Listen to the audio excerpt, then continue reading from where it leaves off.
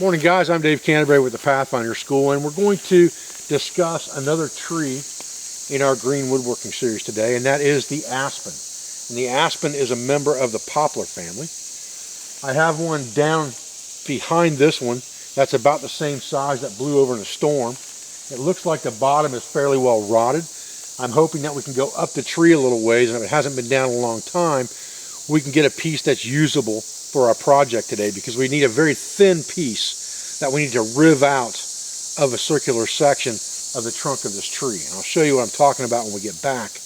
I'd like to find a smaller tree of this type to be able to show you what the leaf looks like, because aspen, like poplar, loses its branches in the lower understory so that it can feed the branches that are up near the canopy. And it grows very, very tall very quickly to reach above that canopy. It's a very quick growing wood.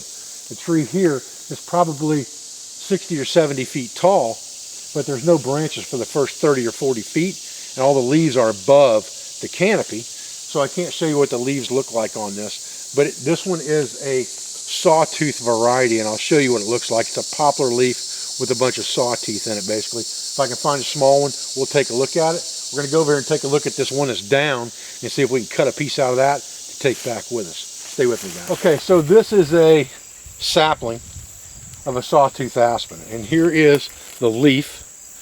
So you can see what it looks like. It looks like a regular poplar leaf with a sawtoothed edge for the most part. Again, this is a soft wood, and that's what we're going to need for our project today. Okay, so here's a cross section of our tree where I've cut a section out of it prior to this for a different project. So I know it hasn't been down that long, and we're going to cut a piece off of it today for this project.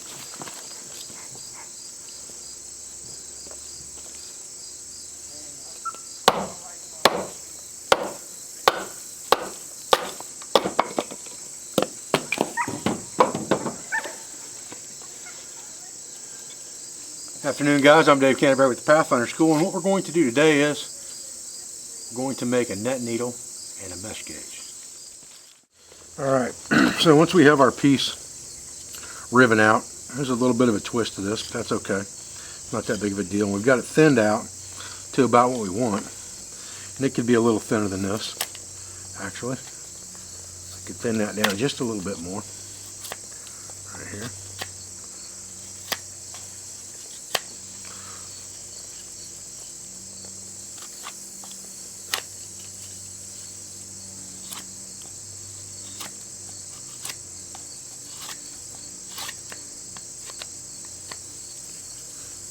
Okay, now what we need to do is we need to turn this into a net needle. So what I'm looking at is something along the lines of this.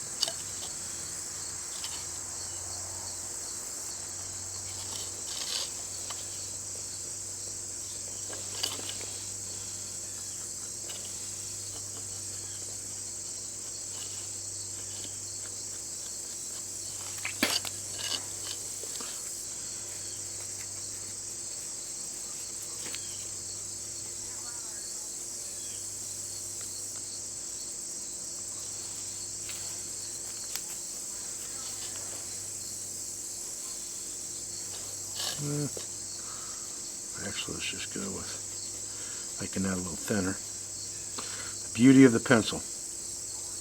You don't like what you got, you do it again. Like what we're going to do is we're going to come up here and we're going to cut this line first, and then this line. I'm going to cut that straight across here, like this and this. Cut a square box out of here. Cut a square box out of here. And then we'll fashion the rest of this from those two boxes. Okay? So the first thing we need to do is we need to come in here, right here, separate the fibers a little bit in those four places, just like this. We don't want to press too hard because we don't want to split the wood. But we're just giving ourselves a guide. Alright? Then we're going to push cut our knife up through the fibers here, just like this, straight up to that mark.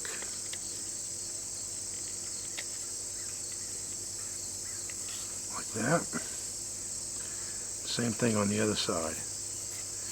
Push cut our way up to that mark.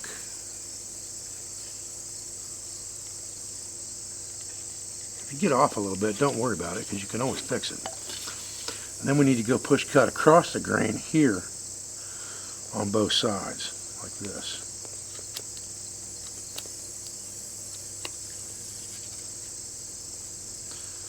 Remember, keep everything out of your way when you're doing this.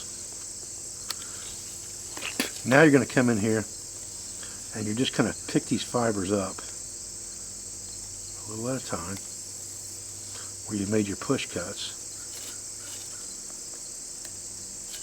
If you've got a good cross grain cut in there,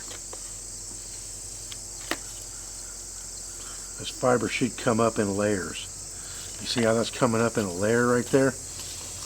Almost like you were driving a chisel into it.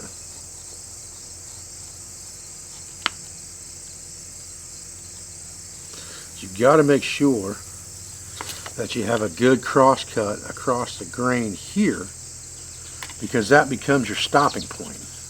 That's where that wood's going to stop peeling, is at that point.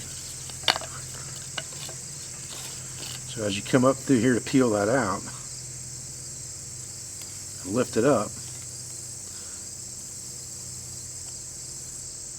you have to be cognizant of that. And then do it from both sides. Take your time and do it gentle. Just a little at a time. Just like this. Just be cognizant of where you're at all the time with this. Keep the knife off to the side, so if it slips, it goes out here, it doesn't go in here.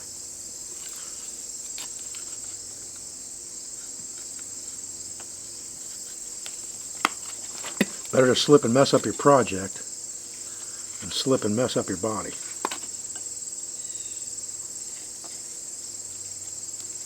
You can see my knife starting to come through on that side now.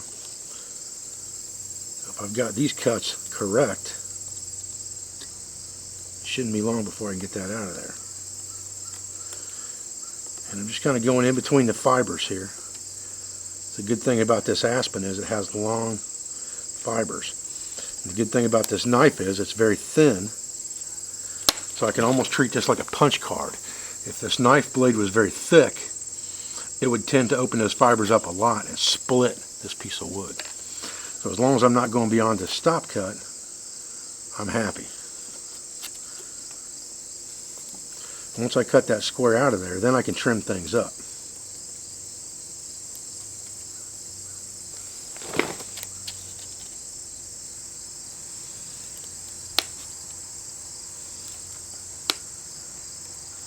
Get up to these corners right here. That's where you really want to be careful pushing that knife in, because that's where you'll get yourself in the most trouble the fastest. Come back in, just gently pick those fibers out.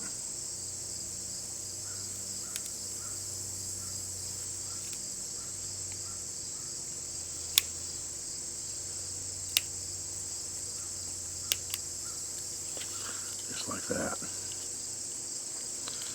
Patience is the key here. And I am the king of not having any patience, let me tell you.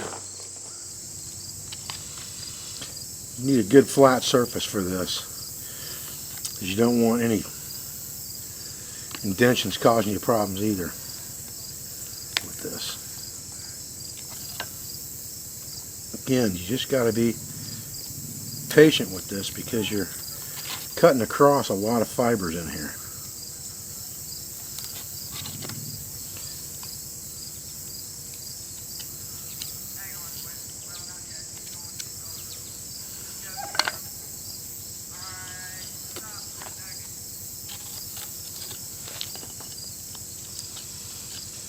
Got things cut right, you should be able to pull those chunks out of there. Obviously, if you were chiseling them out, it would be not much different than this. It would just probably be quicker.